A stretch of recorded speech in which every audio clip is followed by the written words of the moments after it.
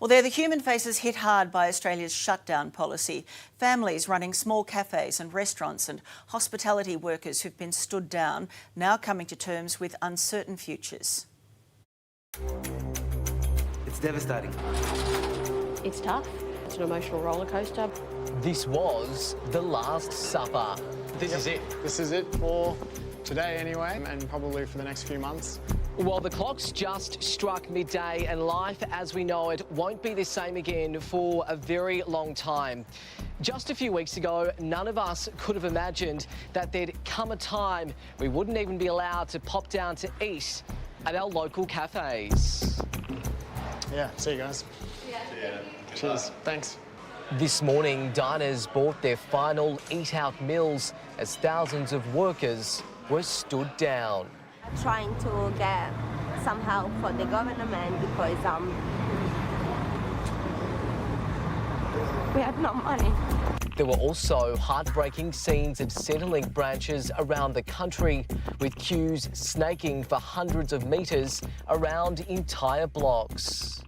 We can't pay the rent, and the girl with us, they live with us, can't pay the rent.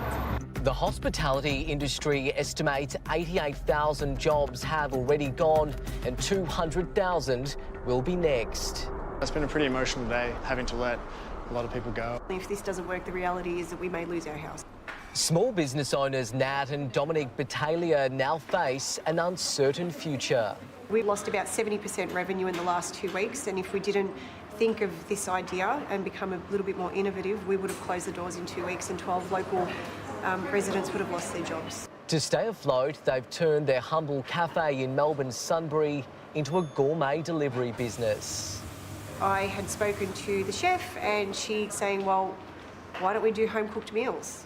Don't offer what's on the menu, but different types of meals. While Dom handles the finances and works a second job, Nat has become a delivery driver. Yep, no problems, Casey. Don't worry about anything, I'm on my way. Bringing hearty meals to the doors of customers who can't leave their homes. It means everything. I can eat and stay safe away from the virus. Harrison is in indefinite self-isolation with his 6-month-old boy.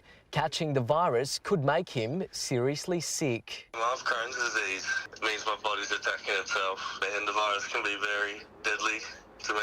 It's business like this that means all of Cafe Cersei's casual workers still have jobs, for the time being, at least. I'm frightened. I have a great boss, which is good for myself. It'd be devastating to see what happens. We're just scraping through on wages, paying for wages, paying our rent.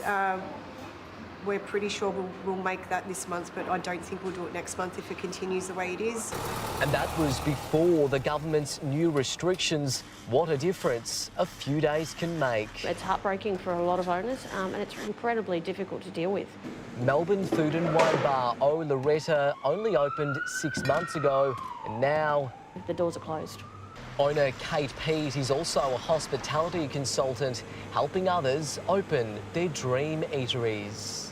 Businesses have not been given enough time to prepare for the shutdown. Businesses are reacting to the changes day to day. She says the entire industry is on the brink of collapse and home delivery won't save them all. It's a matter of not just losing our income, there's the emotional toll of having to stand down staff who have families, mortgages. If one thing is certain right now, it's that nothing is for certain. That lack of ability to plan and that lack of notice leaves us all in a horrific situation. It means people will go bankrupt.